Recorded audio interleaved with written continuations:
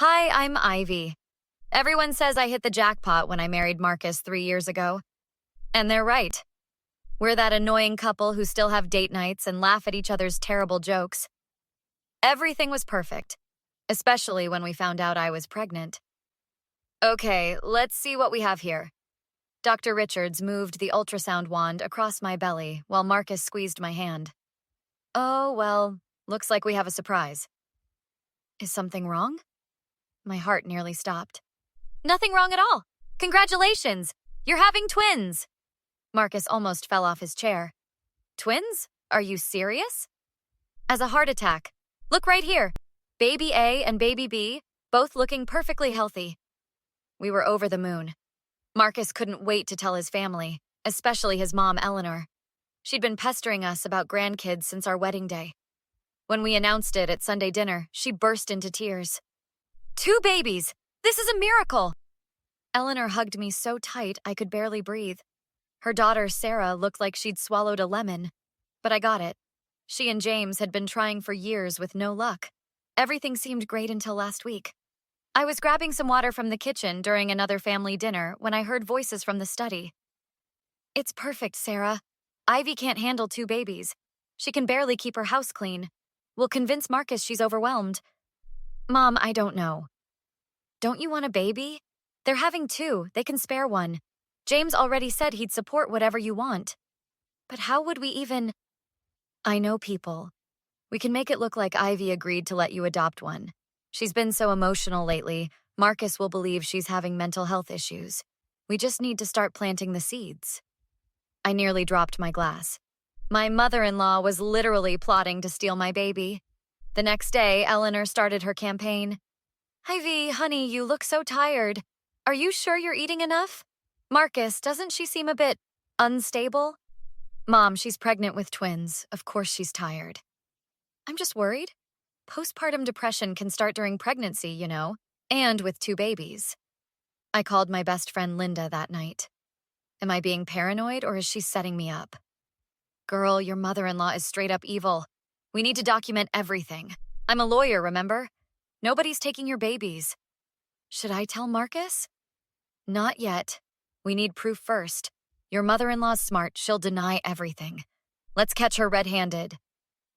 I hung up feeling better. Eleanor thought I was some weak pushover she could manipulate. Time to show her just how wrong she was. Over the next few weeks, Eleanor's whisper campaign ramped up. I overheard her on the phone with Marcus's aunt. We're all just so concerned about Ivy's mental state. She's been acting so strange, crying one minute, angry the next. Marcus is at his wit's end but doesn't want to admit it. Pure fiction. Marcus and I were doing great, excited about the twins. But seeds of doubt were being planted throughout the family. At dinner with Marcus's cousins, Eleanor accidentally spilled wine on my shirt. Oh, look at you. Can't even keep your clothes clean. How will you manage 2 babies? I'll manage fine, though I'm surprised you're suddenly so concerned about my parenting abilities. She leaned in close when Marcus left the table. Don't think I don't see through you. You've trapped my son, but you're not equipped for this. Sarah would make a wonderful mother.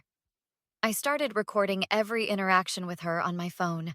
Linda helped me set up hidden cameras in our house for family gatherings. The evidence was building.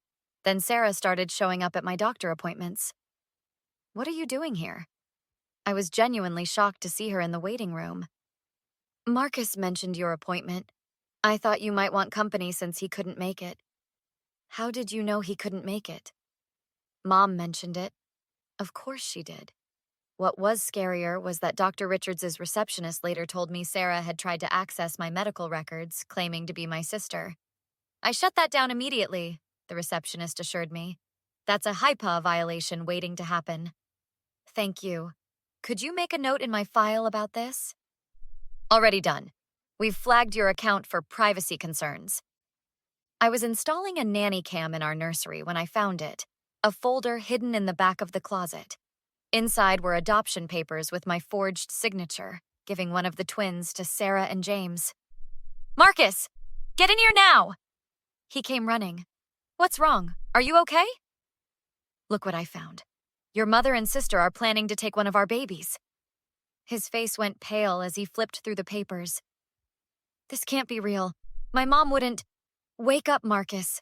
She absolutely would. She's been painting me as crazy for weeks. Haven't you noticed? She's just concerned about the stress of twins. No, she's setting me up. Here, listen. I played him some of the recordings. Eleanor talking to family members, Sarah on the phone discussing how they'd convince child services I was unfit. Jesus Christ. Marcus sat down hard. I knew Mom could be controlling, but this is criminal. We need to be smart about this, I said. If we confront them now, they'll deny everything. That night, I met with Linda at a coffee shop away from prying eyes. I showed her the adoption papers. This is gold. Forgery, conspiracy to commit kidnapping. We could go to the police now. Not yet. I want to catch them in the act. They need to admit what they're doing in front of witnesses. No wiggle room. You're one cold, calculating mama bear. I love it. What's the plan? I smiled. Eleanor's throwing me a baby shower next weekend. Everyone will be there. It's the perfect stage for their final act, and mine. The week before the shower, Eleanor launched her most aggressive move yet, trying to separate me from Marcus. Sweetie, I've been thinking. You need a break before the babies come. Why don't you visit your mother for a few days? Marcus can stay with us. That's thoughtful, but I'd rather stay home. I insist. You've been so emotional lately. Marcus mentioned you accused me of trying to steal your baby. That's concerning behavior.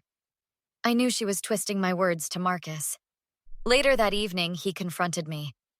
Babe, did you tell my mom that she's trying to steal our babies? No. I told you that privately.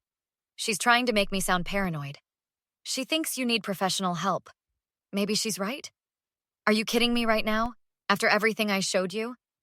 Those recordings could be taken out of context. Get out. If you're choosing your mother over me and our babies, just get out. He slept at his mom's that night. Perfect. It gave me time to set up my plan. I called Dr. Richards first thing in the morning. I need your help. My mother-in-law is trying to claim I'm mentally unstable to take one of my babies. That's outrageous. You've been nothing but level-headed during your pregnancy. Would you be willing to document that officially? And the harassment at your office? Absolutely.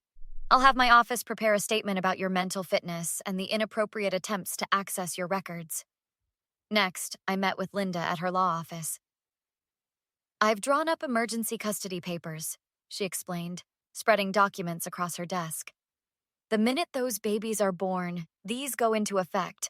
Nobody but you and Marcus will have any rights to them. What if Marcus sides with his mom? Then he'll be facing an uphill custody battle. But I don't think it'll come to that. Men like Marcus eventually see through manipulation. That afternoon, I planted the final trap. I invited Sarah over, knowing Eleanor would come too. I've been thinking about what you said, I told them, forcing tears into my eyes. Maybe I can't handle 2 babies. Eleanor's face lit up like Christmas morning. Oh, darling, it's so brave of you to admit that. James and I could take one. Sarah jumped in eagerly. We've already prepared a nursery. You have? I asked, sounding broken. How did you know I'd agree? Eleanor patted my hand condescendingly. A mother knows. We've already drafted some papers. Nothing official, just a family agreement. Like the adoption papers in my closet with my forged signature? The color drained from Eleanor's face. I don't know what you're talking about. Don't worry, I've recorded this entire conversation. Just like I recorded you telling Sarah how you'd convince everyone I'm crazy, and Sarah trying to access my medical records. You can't prove anything, Eleanor hissed, mask finally dropping. Actually, she can.